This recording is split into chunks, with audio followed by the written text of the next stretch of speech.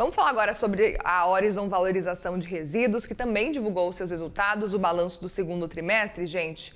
Você vê aí na tela, ó, a companhia registrou um lucro líquido de R$ 6.300.000, é uma queda de 76,3% em um ano. Já o EBITDA cresceu 35,6% para 170 milhões. A receita operacional líquida avançou 134,5% para 619,6 milhões de reais. E para comentar um pouco mais sobre esse resultado da Orizon, a gente conversa agora com o CEO, Milton Pilão, que vem conversar com a gente ao vivo. Milton, bem-vindo aqui no Money, uma boa tarde para você. Tudo bem, Muriel? Bom dia, obrigado aí por nos receber. Imagina. Estou à disposição aí para falar um pouquinho dos resultados da Orizon. É um prazer estar aqui com você. É um prazer te receber. Obrigada pela presença mais uma vez. Queria um pouco da avaliação de vocês com relação a esse resultado. O que explica, por exemplo, essa queda no lucro nesse segundo trimestre na avaliação de vocês? Perfeito. Na verdade, é uma queda no lucro ocorrida devido a despesas não recorrentes da transação. Na verdade, se essas despesas não recorrentes estivessem fora do balanço, o lucro seria acima do que a gente apresentou em 2025 e no primeiro trimestre. A gente veria um aumento do lucro da Orizon. Na verdade, isso ocorre porque no terceiro trimestre a gente executou a maior aquisição da companhia, a aquisição aí da Vital, que mais do que duplicou o tamanho da empresa, e a gente concluiu essa aquisição em 11 de junho. Portanto, o balanço, ele é um balanço complexo de se analisar, porque tem os resultados da Vital a partir de 1 de junho, mas os da Orizon começando em 1 de abril. Então, na verdade, o ideal é ver esse resultado de forma ajustada e consolidada e não diretamente no balanço, porque o balanço, infelizmente, do jeito que ele está no segundo trimestre, ele não ajusta esses fatores não recorrentes. Por exemplo, despesas de transação. A gente teve despesas muito grandes de transação, uma aquisição da ordem de 3 bilhões de reais, traz despesas de assessoria, de advogados, de auditoria, e que são one-off. Isso são feitas apenas de uma vez, são pagas no closing em junho e depois não ocorrem mais, mas impactam, obviamente, a linha de lucro líquido no final do balanço. Mas a verdade é que a gente cresceu em todas as linhas de receita, de lucro na companhia, e a partir de agora, a partir do balanço do terceiro TRI, a gente passará a ter um balanço muito mais robusto do que a gente tinha anteriormente, porque aí a plataforma começa a operar conjuntamente no TRI completo. Perfeito. Agora a integração com a Vital já começou a trazer algum resultado? Quando que vocês esperam que comece realmente a surtir algum efeito, algum resultado especificamente dessa integração? Olha, eu acho que trouxe a combinação dos ativos agora, após a incorporação da Vital, torna a Orizon a maior plataforma de valorização de resíduos da América Latina, né? A gente passa aí a gerir 15,4 milhões de toneladas de resíduo por ano, quase aí 34% de market share do resíduo enviado para aterros. Somos proprietários de 30 ecoparks em 15 estados brasileiros, está tratando o resíduo da população da maioria das capitais brasileiras, isso é quase aí 40% da população brasileira hoje, o lixo gerado por ela é tratado por nós. Então a gente, a partir do terceiro TRI, consolida essa plataforma, é uma plataforma que consolidada já vai operar numa receita trimestral ajustada líquida de R$ 1 bilhão, num EBITDA ajustado também trimestral da ordem de 350 milhões de reais por trimestre. Então, ela passa a ser uma empresa muito robusta e a líder no mercado brasileiro nesse setor, agora após a consolidação feita aí no meio do mês de junho. Perfeito. E aí aproveito e gostaria de saber um pouco da percepção de vocês, de o que foi mais positivo do balanço nesse segundo trimestre. Você trouxe alguns pontos importantes, lucro caiu, mas a receita cresceu. Quais são os pontos assim que vocês avaliam que podem chamar a atenção?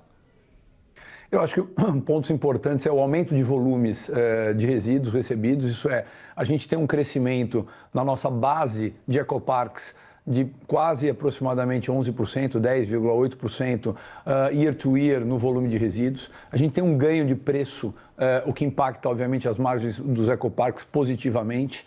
Então, acho que esses pontos, a divisão de resíduos, a gestão de destinação final, apresentou um ganho importante ano contra ano. Acho que esses são os principais destaques.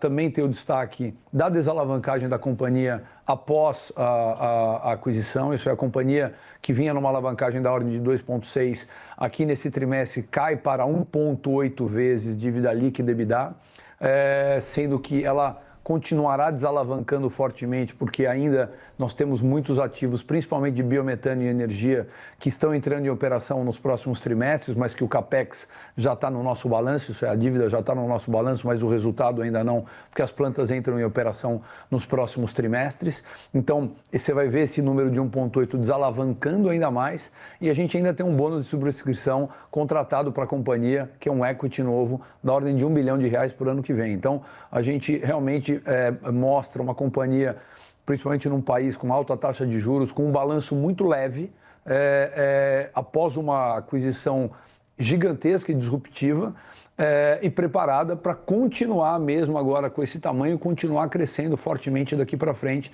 porque tem espaço no balanço tanto para investimentos em novas plantas, como para novas aquisições de aterros sanitários.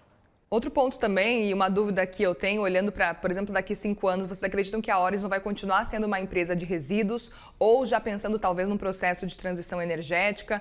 Onde que vai estar, por exemplo, a maior parte do EBITDA daqui a uns 5 anos, por exemplo? Essa é sempre uma pergunta, né? A gente sempre fala que o nosso negócio começa no resíduo, né? Começa no tratamento do resíduo. A gente é uma empresa responsável, uma empresa ambiental que é responsável aí pelo tratamento do resíduo gerado por toda a população. Mas é óbvio que as divisões de valorização, ao longo dos próximos anos, vão tomar cada vez mais corpo e vão dar o tom da companhia. A gente, até no nome, a gente não é uma empresa de tratamento de resíduo, a gente é uma empresa de valorização de resíduo. Hoje, momentaneamente, a receita de tratamento ela é maior, porque as plantas de valorização estão em construção. Mas o nosso propósito maior é transformar o resíduo que a gente recebe em todos os ecoparques em valor, isso é, seja através do gás natural renovável, da energia, do reciclado, do crédito de carbono ou de qualquer subproduto que a gente venha a produzir do lixo recebido nos nossos ecoparques. E a Orizon pretende continuar fazendo aquisições, por exemplo? Pretende, acho que a gente consolida, né, dado, como eu falei, passando a ser líder de mercado após essa aquisição, a gente consolida a nossa posição de liderança e de empresa consolidadora nesse setor e, como eu disse, com um balanço bem leve, o que nos dá, obviamente, preparo para continuar conduzindo aquisições importantes e aumentando ainda mais a nossa participação de mercado. Acho que os investidores vão ver aí nos próximos meses e trimestres novas aquisições e uma ampliação inorgânica aí nos ecoparques da Orizon.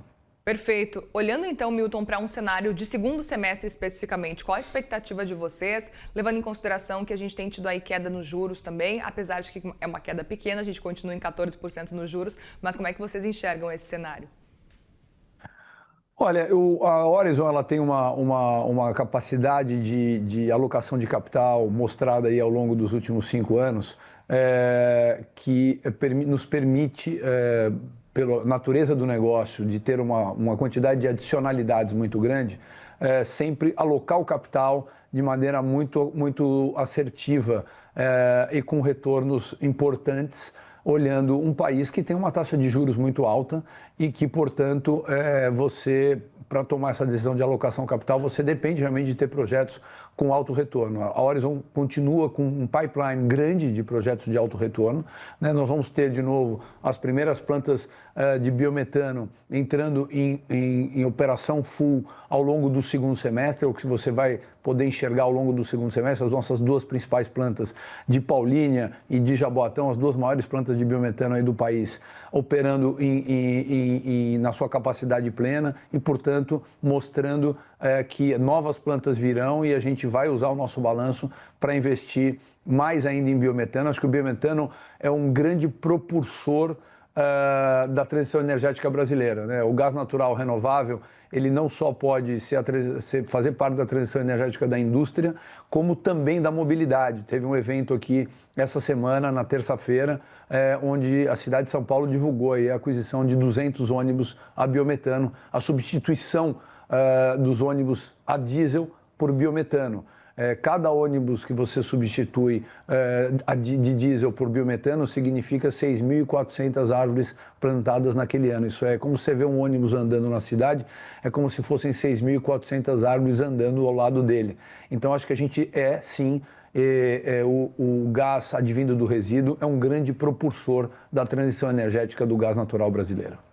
Muito bem, Milton Pilão, CEO da Orizon, obrigada mais uma vez pela conversa por aqui e volte mais vezes para atualizar um pouco sobre os próximos passos da empresa. Obrigado, Muriel, mais uma vez pelo espaço. Agradeço mais uma vez a você e a todos os telespectadores. Obrigada, uma boa tarde para você.